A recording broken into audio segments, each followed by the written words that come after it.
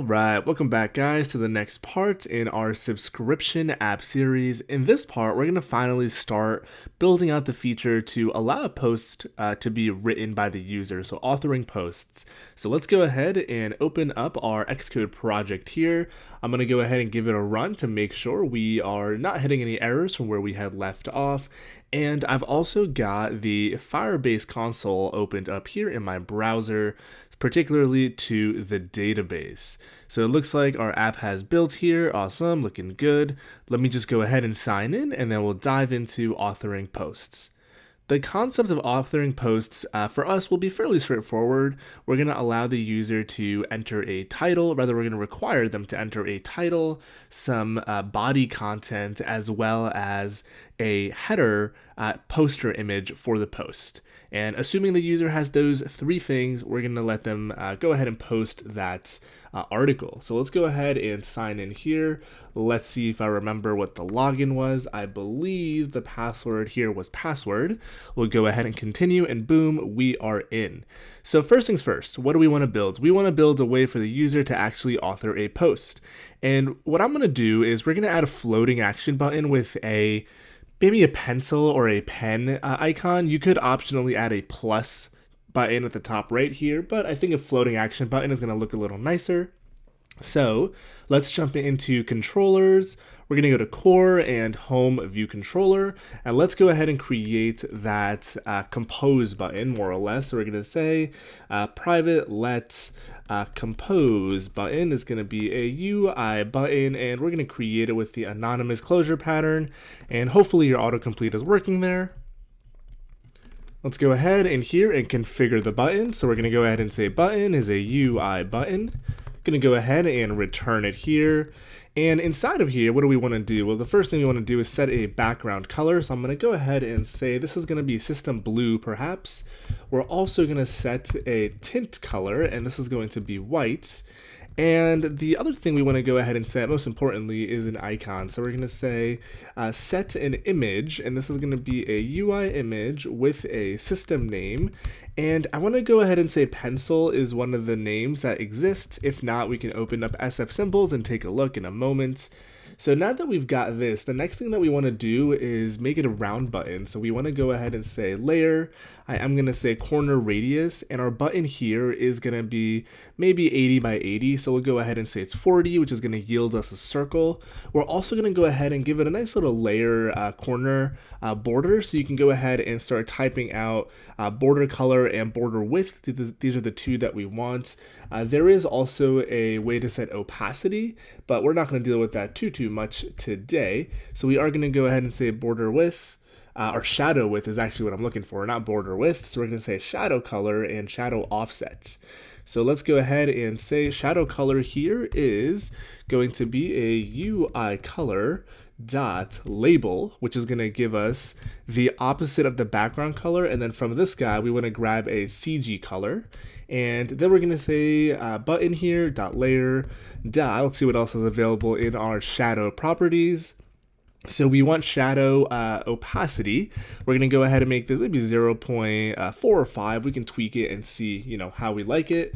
We'll go ahead and say button.layer, and finally shadow offset is what I'm looking for. And this is going to be how far the actual shadow is going to be from the particular thing the shadow is coming from. So you could also go ahead and say shadow radius.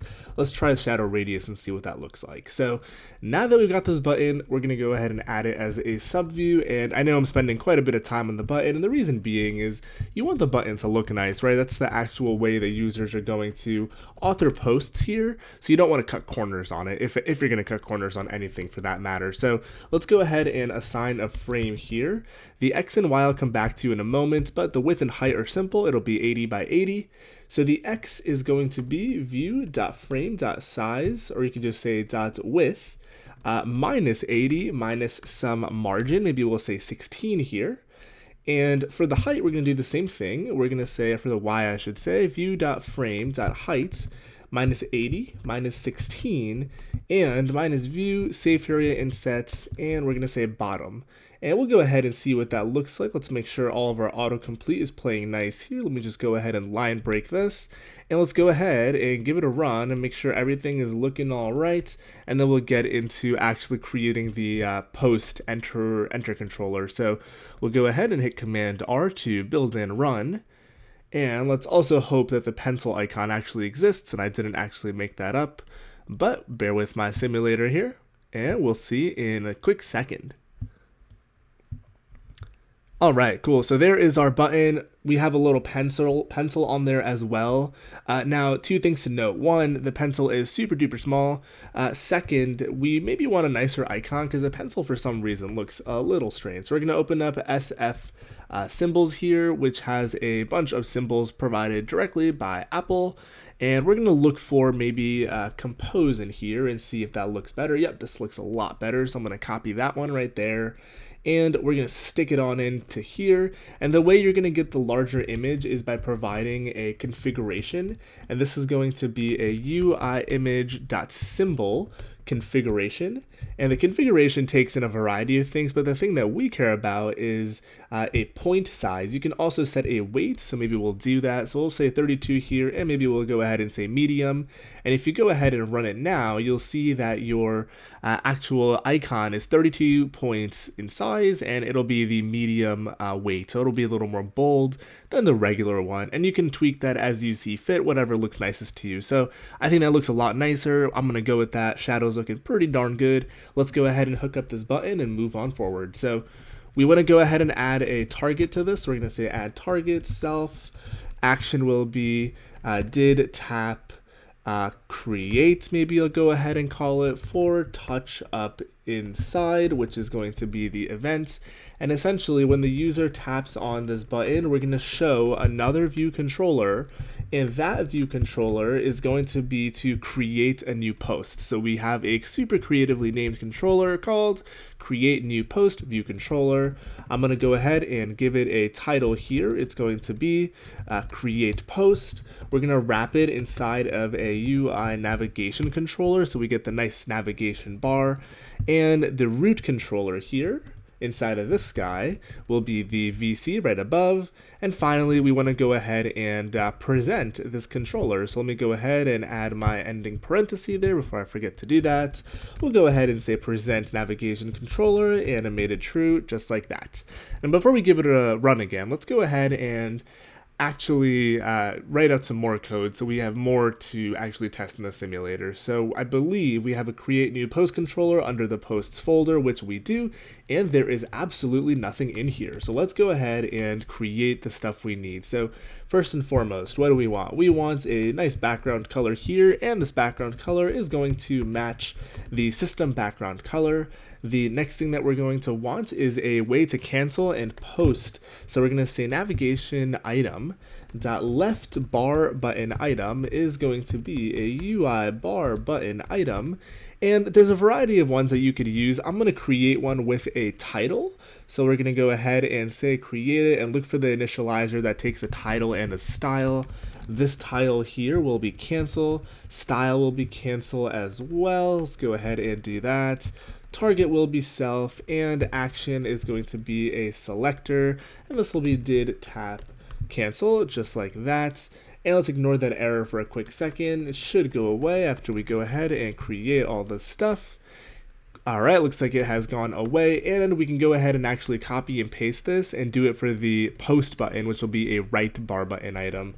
So here we are going to say right bar button item is going to be a bar button item with the title of post. And let's see why this is yelling at me. Because style here, there actually isn't a cancel. What I was looking for is a done style. Let's go ahead and fix that. And here we're going to say did tap on the post, just like that. And let's create this function as well. Now these functions are pretty self-explanatory. This is going to check data and make the post. And this one here is simply going to dismiss the view controller with an animation. So that way the user can actually cancel. Now view to load is getting a little big in terms of lines of code. So we're going to say configure buttons, just like that. So we'll go ahead and create a function here, which is going to be dedicated to configuring those buttons. And the next thing that we want on here is the actual user interface for this controller. So how do we allow our user to input things onto a new post? So there are three things that we need. We need a title field. We also need a image header. And finally, we need a text view for the post. Now, you can go ahead and design the screen in a variety of ways. I'm going to do it this way since it's probably simplest for the time that we have. So let's go ahead and do it this way. So the first thing we're going to do here is say header image view is going to be a image view, and we want to create this with an anonymous closure again. So we are going to go ahead and drop these into a curly block just like that. And we're going to go ahead and say image view will be the image view that we had just created. We're going to go ahead and say return the image view. Image view content mode is going to be a scale aspect fill. So the image fills up the entirety of the image view. Is user interaction enabled will be true since we're going to allow a tap on the image to change it. And we also maybe want to have a default image. So we can go ahead and say make the image a Uiimage system name. And this is going to be a perhaps photo image. And we'll also give it a subtle background color so we can actually see maybe a nice gray little divided background. So we'll go ahead and say tertiary system background, which is just going to give you a lighter gray color in light mode and a lighter gray color in dark mode as well. So I think that's looking pretty good. I don't think we need anything else. Now for the text field, we're going to be super lazy and jump into the sign-in view controller. Again, Command-Shift-O to open up that prompt, and we can steal one of the fields from here and jump back to the create post view controller and paste it on in. Just make sure you remember to rename all this stuff. So here is going to be a title field. It's going to be a UI text fields. We don't want the email address here. We're going to go ahead and call the placeholder, enter title, ... And let's see, auto capitalization. In this case, we do want it to auto capitalize. It's pretty important for a title. And let's see, so that was auto correction, which we do want. And we also want it for every single word in the title for auto capitalization. Background color, the radius in this case, we don't actually want. So I'm going to get rid of that. And let's see, we have mass to bounds, which is true, which I think is perfectly fine. So that is our field in a nutshell. And finally, let's go ahead and create our text view. So this text view is going to be where the content of our actual post will go. So we are going to go ahead and create it like this. The reason I'm using a text view is because a text view out of the box has the ability to go ahead and scroll the text and allow us to enter multi-line text and all that good stuff. You probably want a nicer UI if you want to take it one step further with rich text editing support, which is the concept of allowing inline images and whatnot. But, I digress. I think this is a pretty good place to get started. So go ahead and get started with it. We are going to go ahead and bump up the font size on this guy as well. So we're going to go ahead and say this is going to be a system font of size. Maybe we'll go with, 28 maybe we'll start off with, and we'll see what that looks like. And if we need to adjust, we can. Now we also have a background color set to our field. So I'm going to go ahead and do that for the text view here as well. So we'll go ahead and stick that in there. And let's finally add all this jazz to our view hierarchy and lay it out. So we're going to go ahead and say view, add sub view here, and we're just going to add all the sub views. So we have our image view, which is the header. I'm going to go ahead and copy and paste this 2 more times. We've got a text view and we've got a title field. All right, so now that we've got all that done, we want to make sure we assign frames. So we're going to say view did layout, sub views, and super override just like that. And let's go ahead and give all this stuff a frame. So first and foremost, we've got our title field at the top. It's going to take priority and it's going to be 10 from the left. And just for the top, we're going to get rid of the insets just like that. Width will be the entire width minus 20, so it's centered, and it's going to be 50 in height. Next up, we're going to have the image view. So our header image view dot frame is going to be 0 from the left. Y is going to be the title field dot bottom plus maybe, maybe 5. we're going to go ahead and say that let's go ahead and make that a 5 instead of a 6. So it's going to go, the width is going to be view.width since there's no padding there. And the height here, maybe we'll go with 160 and see what that looks like. And we can adjust as we need to.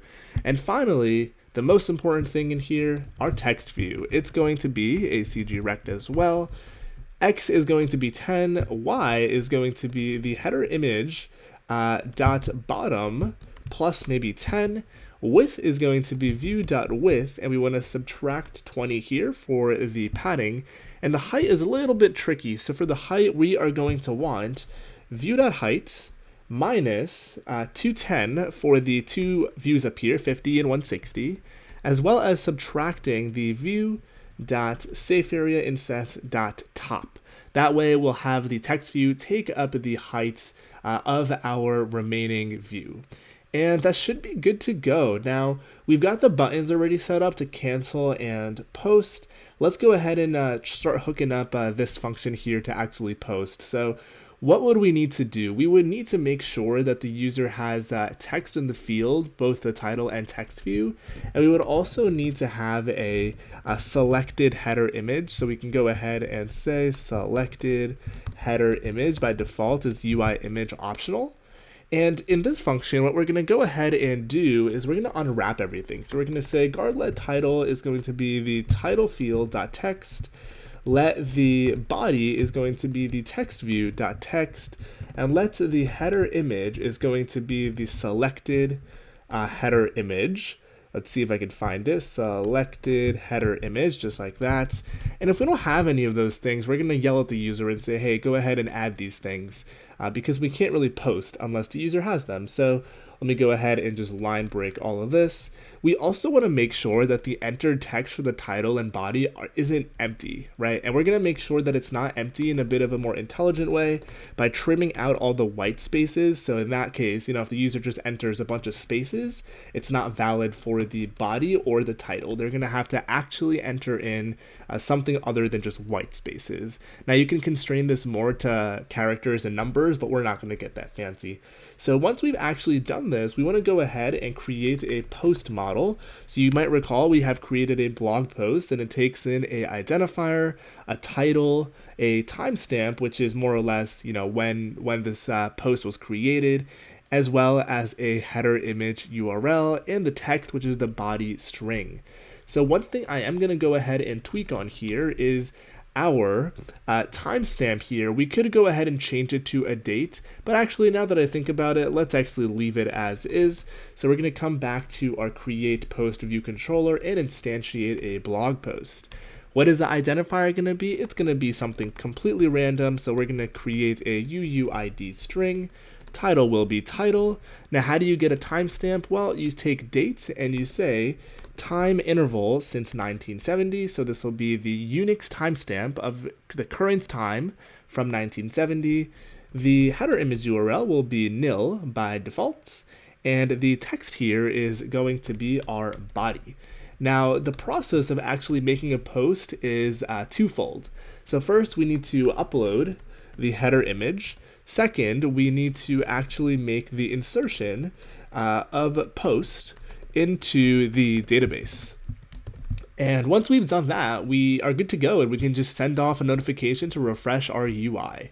So we have our post here, and ideally we don't want to pass a nil here. We want to first upload the image so we can get the download URL and pass it into our blog post object. So before I continue any bit further, let's make sure that we are looking good by giving our app a run. And hopefully, assuming this is all looking good, let's see. All right, looks like it's already running. We go ahead and hit pause here. Assuming this is all looking good after we have, successfully created a brand new article, we'll talk about how to show those in the feed as well as on the user's profile. And maybe we'll split those out to another video for the sake of brevity of this video. So I'm going to hit our big plus button here. We've got our image here. We've got our title placeholder, and we can go ahead and cancel this. Now that I look at this big plus button or this compose button, it looks a tiny bit large actually. So I'm going to go back to the home controller and tweak this a smidge. So we have said that this is 40 here for the corner radius. I'm going to make that 30, and I'm going to make the height and width of this button 60. So we're just going to reduce its height a little bit. We want to make sure that our app looks as nice as possible. So we'll go ahead and take a look at that there, and our button will look hopefully better when we run it again. And boom, and here we have our title. So we could say this is the first iOS Academy article, boom. And here we want to be able to select an image. So right now we don't have anything or any way to do that. And here we can actually start writing a post out, not pots, we're going to say post out, and see if we can post it. And essentially that's how our UI is going to look. Now it's not the nicest looking thing, but let's get this working and we can always iterate on it. So let's go back to create new post view controller, and in here let's add a method to allow the user to select a image upon tap. So the way we're going to do that is we're going to add a tap gesture to the header image view. So we're going to see UI tap gesture, and actually we already did this pattern in the profile for changing the user's profile picture. We'll say did tap header, just like that. And we want to go ahead and say on the header image view, add gesture recognizer for that tap, boom. And we're going to stick that function right here. Now what is this function going to do? It's going to pop up a image picker controller. So we're going to go ahead and say picker is a Uiimage picker controller, and we're just going to create it with the photo library source type since we are on a simulator. But if you wanted to give the option to the user to pick from the camera, you can do that as well. And then we're going to go ahead and say picker present itself and animated true, just like that. And don't forget, you want to say picker.delegate is self. Now that's going to yell at you because we're not conforming to the protocol yet. So let's go ahead and do that here. We are going to go ahead and say extension UI picker view controller delegate, and the other one is a UI navigation controller delegate. So if you start looking for that, you should be able to find that. And once we have both of these conformances, we need to bring in the two required functions. One of them is image picker did cancel. That's not what we want. We want image picker did cancel. Let's make sure I'm doing this correctly. All right, this one here is not correct. So we want the UI image picker controller delegates, and this should be image picker did cancel, and the next one is going to be image picker did finish picking an image. In the cancellation block, pretty simple. We're just going to go ahead and say picker dot dismiss view controller animated true, and completion will be nil. Now once the user is done picking, we also want to dismiss the controller first and foremost. Next thing that we are going to do is get rid of this curly that I shouldn't have copied and pasted, and get the image out that we have selected. So this is going to be in the info dictionary. We want to get the original image and cast it as a UI image. And assuming we have done this, we can go ahead and say header, or selected header I should say, selected header image view will be our image, and that'll actually update our that'll update our preconditions to make a post, but we also want to update our UI. So we're going to say make the header image views image also what we have picked. So let's go ahead and hit Command R and make sure that we can select an image as well from our library. And assuming we can do that, next up we're going to actually upload the image to our storage container in Firebase. And that's pretty simple as well, very similar to what we did for the profile picture. So we'll go ahead and tap on this here, and boom, we've gotten this. I'm going to select this image here, and boom, we have added an image successfully, looking at pretty darn good. So let's go ahead and start extending our function that gets called when we post. We want to insert an image into the database. So we're going to say storage manager here dot shared, and I am going to go ahead and say we want to upload a blog header. So we actually stubbed this function out already. Looks like it takes in a blog post. Now that's not exactly what we want it to take in, so we're going to tweak this function. I'm going to say upload a image for a blog post ID. So we're going to say upload an image just like that. It's going to be non-optional with a ID, which will be a string. And the completion here will give us a Boolean back just like that. And let's see, now what do we actually want in this function? We're going to cheat and copy it from over here. So we're going to ask the caller to pass in the email address as well, and that's how we're going to derive the path. We're going to also want the PNG data, and actually we can just cheat and copy that whole thing since the code will be basically identical. So we'll go ahead and do that. The reason we need to pass in an email is because that's the owner of this particular object in the storage container. So we get the PNG data by saying image.png data, and I don't believe this returned to optional. Actually, it looks like it does, so we still need that guard there. And finally, we're simply going to say, instead of profile pictures, we're going to say posts / path / PNG, photo.png. But instead of saying photo.png, we want it to be different every time, right? Because we are uploading a blog post header for every single blog post that we create. So this is going to be, instead of photo, it'll be the ID for that post .png. Let me go ahead and actually make it post ID so it's a little more indicative of where that ID is coming from. So we're going to go into posts, or we could actually even call it post headers to be more specific. Post headers, path is going to be the email address with underscores, and then post id.png. And once it's done, we're going to pass back true just like that. And in our function here, download URL for post header, this guy is going to take in simply a email address just like the function above and a post ID just like the function above. And we're going to go ahead and construct this whole path again and get the download URL. So while we're here, might as well do this as well. So we have the path, which is coming from the email. So we'll go ahead and say the email component is going to be this guy here, where we take the email and change all the dots to underscores. And for the actual call here, the reference is going to be this. We've got this already here, so I'm going to go ahead and drop in the email components, and this will be postid.png.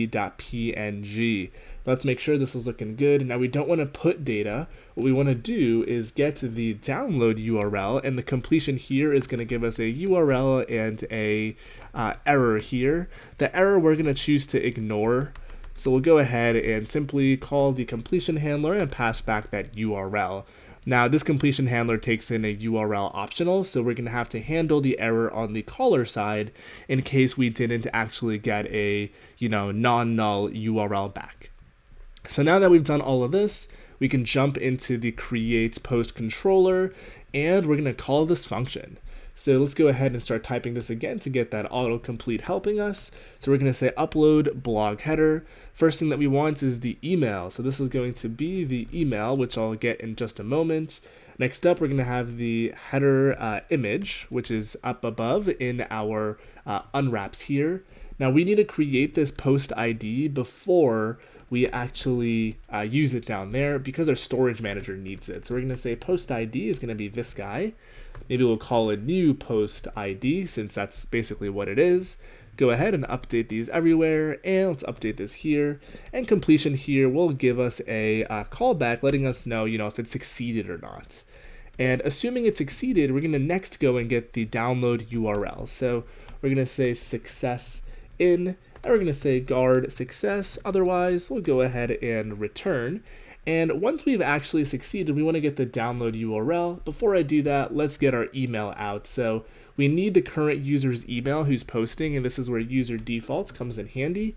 We're going to say email is simply going to be user defaults standard, and we want to get a string for a key, which is simply going to be email. And now we have our email out, so we should be good to go. Now, if we've succeeded, the next thing we want to do is actually get the download URL for that header image. So we could combine these functions later on. I'm not going to do it right now. But once again, email, post ID is the new post ID, and completion gives us a URL back. Now, assuming that we have the URL, so we'll say guard let URL, or maybe we'll call it header URL is a URL. we can now go ahead and create this post model down here and insert it into our database. So let's go ahead and do that right here, just like that. So we're creating a post, we've got the title, and instead of passing in nil here for the header image URL, we could say header URL. So cool, now that we've got this model created, the only thing left to do is actually update our database manager. So let's jump into the database manager, and again, Command-Shift-O to open up this quick jump window to search for different files. And let's see, we already have a get posts, get all posts, and an insert post. So we want to pass in a blog post for a particular user.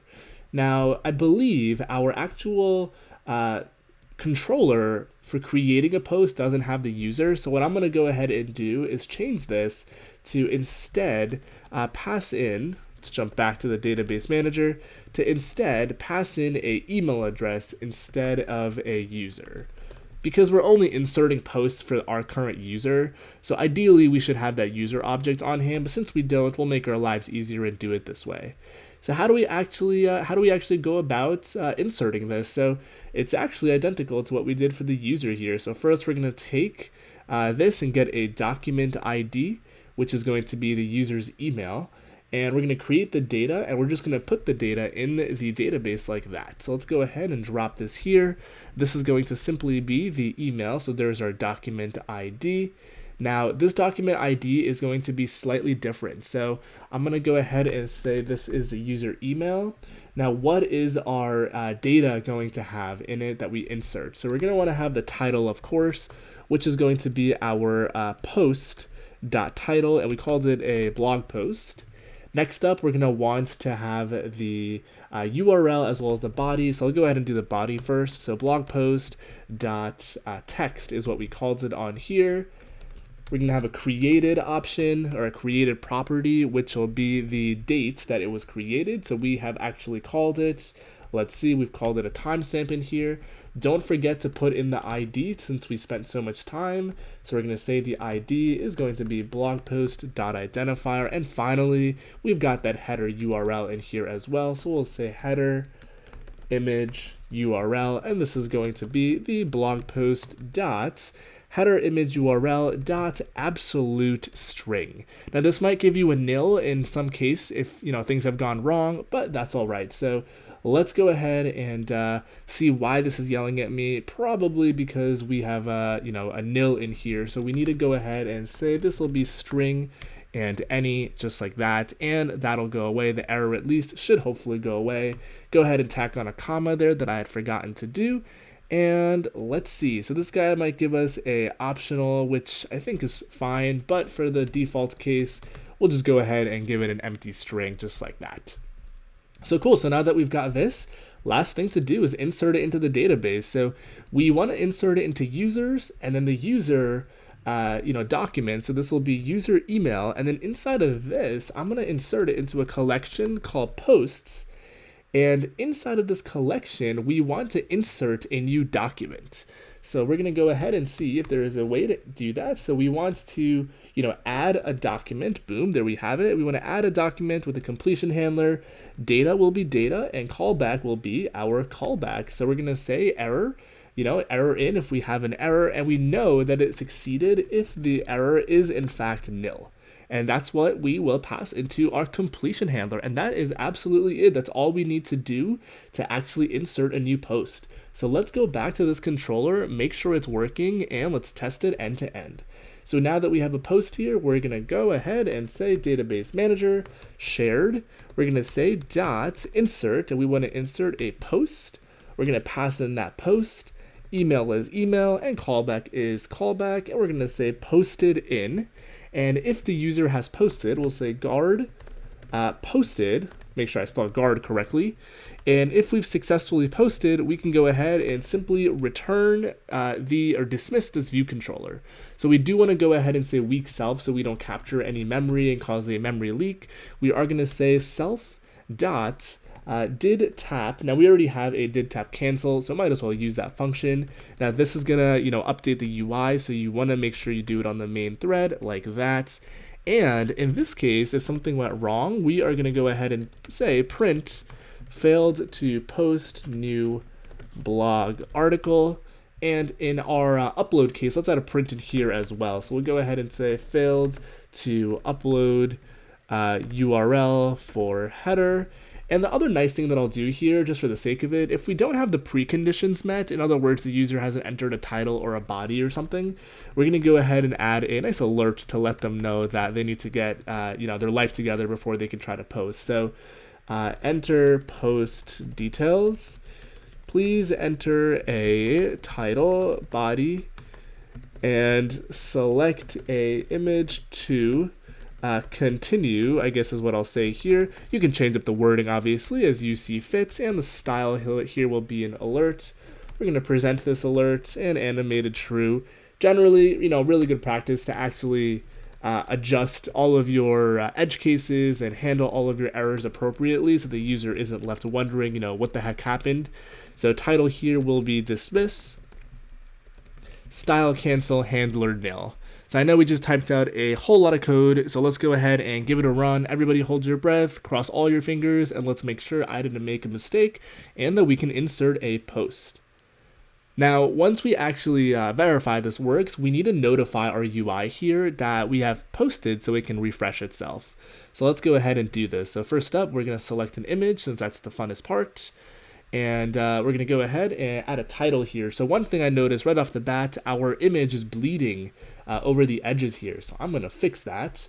So we're going to go ahead and say image view dot clips to bounds is going to be true.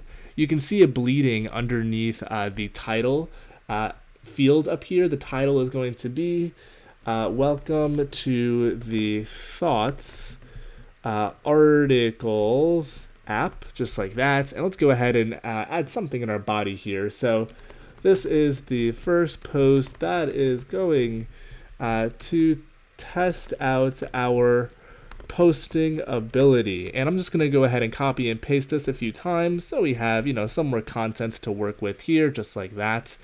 And we should be good to go. So it looks like my simulator's slowing down on me, that's all right. Let's go ahead and hit post. And let's make sure everything is working here. So I believe I hit the button. Hopefully I did. Let's see what's going on. Looks like my simulator might be hung there. So we're going to go ahead and try that one more time. So maybe one thing that we should do is show a spinner if we actually go ahead and start posting. And let's see what's happening here. So I'm going to add a print statement into some of these functions so we know that we actually tapped it. So let's go ahead and throw a print in here. We'll say starting post ...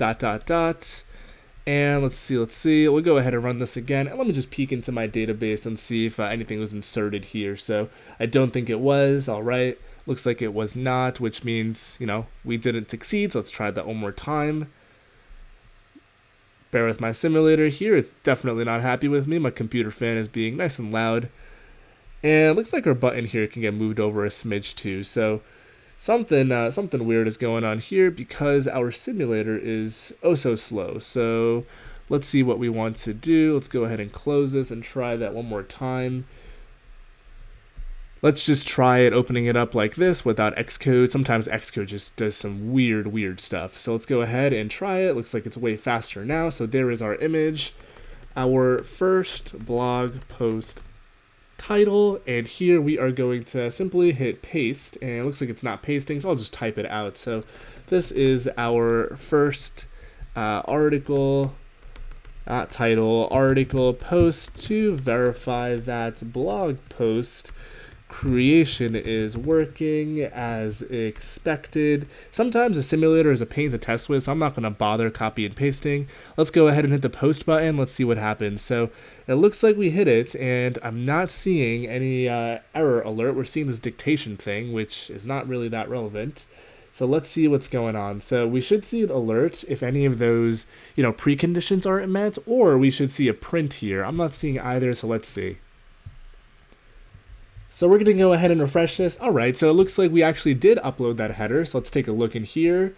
So we have this guy, and we have a PNG. So that's looking good.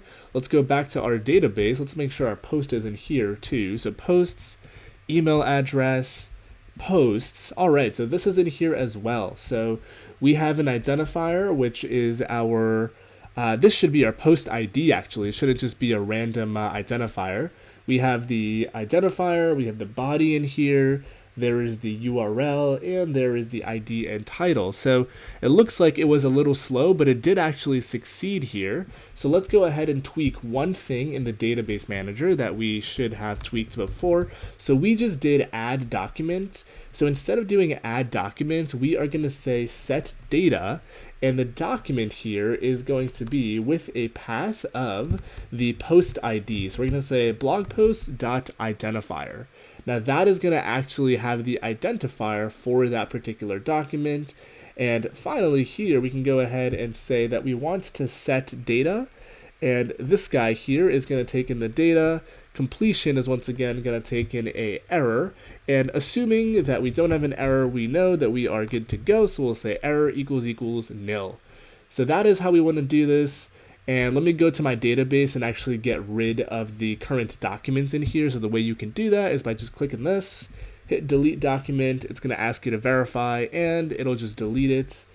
And let's see, we actually want to get rid of this as well. So I'm going to go ahead and hit this, and we're going to say delete this collection. It's going to ask us to type in the collection name, which is posts. And boom, we are good to go. The reason it's important your ID matches your, document ID matches your post ID is because that's how we're going to fetch a individual post to load it into the viewer controller. So I think we're in pretty good shape. Let's go ahead and just tidy some more things up. So the home view controller, in the layout code for it, we have set a margin of 16. Instead of doing 16, I'm going to go with 8 and see what that looks like. So we can actually just change this to 88 instead of adding this redundant subtraction here. And go ahead and give it a run. Let's make sure our post button or compose button is looking nicer. And let's try to create another post. All right, bear with my simulator here. Simulators are such a hit or miss. Sometimes they work very well, but when you start getting into some types of testing, sometimes it's a major pain in the butt to get them to work properly. But generally speaking, they do their job. So I guess I can't complain too much. Let's go back in here and do it manually. All right, we're gonna go ahead and say, wow, this Thoughts app is awesome. We're gonna go ahead and select an image here. We'll go with this one. This waterfall looking thing looks pretty cool. And we're gonna go ahead and add some content. So we're gonna say, this is my first post on this app, and I must say it is super cool and revolutionary, because we all know blogging apps are brand new. So we're gonna say revolutionary and attempt to spell it correctly. And this is a long post to verify that things are working. So let's go ahead and hit the post button, and we'll see that this controller will dismiss itself. Now, two things that I want to call your attention to. Clearly, it's not a great UX if we just tap on post and nothing happens. You probably want to show a spinner, because the user, just like myself, would be sitting there wondering, well, did it break or did it actually work, or what the heck happened? The next thing I'll mention here in our database, if you just refresh, you'll notice we have posts here again, and now our document ID matches our ID in the document. And finally, maybe we'll hook up actually getting posts out here. So we can go about doing this in a variety of ways. So I'm going to go into the database manager, and this might not be the best way to do this, but it gets the job done. So let's come into here, and we are going to say get all posts, and we're also going to do the one for the user. So for the user, it's actually pretty simple. The first thing that we want to do is get the user's email. So we're going to say get posts for a particular user, and I'm going to say make this an email, just like that. And that's the user email that we're gonna, basically replace the periods with underscores. And then we want to say database from that user collection, get their posts, and we want to get all documents. So I'm gonna say user collection, and we're gonna say get all documents. I believe there's a way to do that. Yep, there it is, get documents.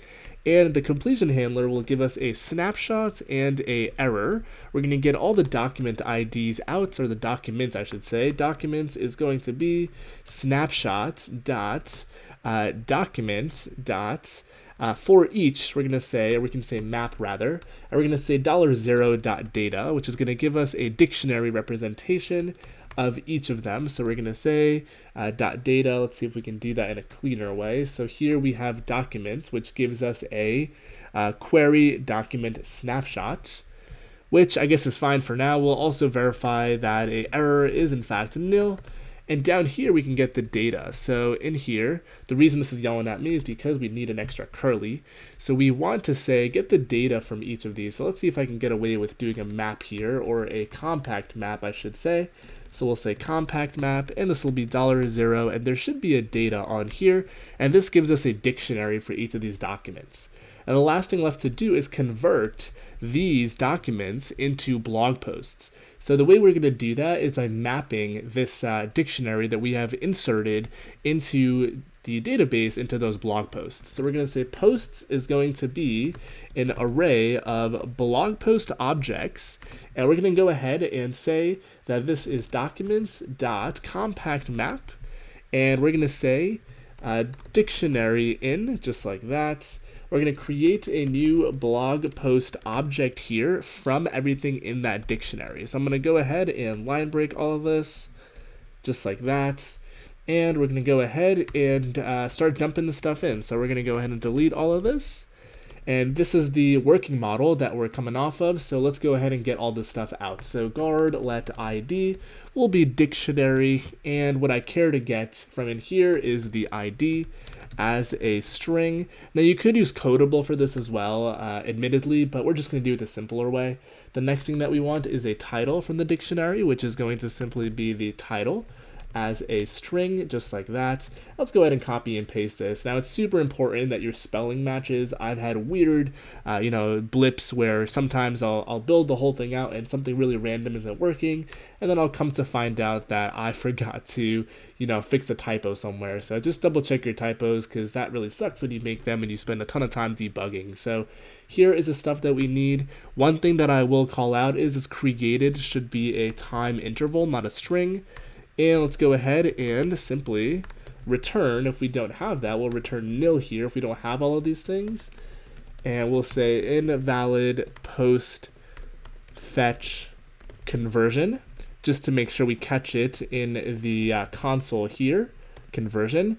And now that we have all this stuff, we can put it on in. So we'll say ID is ID, title is title, timestamp is timestamp, and make sure you rename this stuff because I just forgot to do that. So title, body is body, image, URL string is URL string, and let's see, title, this will be created just like that. So this guy here is going to be created. This is going to be a URL object with a URL string, which takes in that, which will be a URL string. And finally, the text is going to be the body. So now that we've created this, we can simply do return post, and we should be in business of getting the user's posts out. Now, you'll notice that we aren't actually returning this, so we do need to go ahead and say completion handler and pass in the posts, plural with a S, since we are converting multiple posts. And let's see, I think we are good to go. So let's see what else is going on here that this is yelling at me about. All right, so it's saying replace $0 data with parentheses here. Now we shouldn't actually need them, but we'll go ahead and replace it since the compiler wants to yell at me.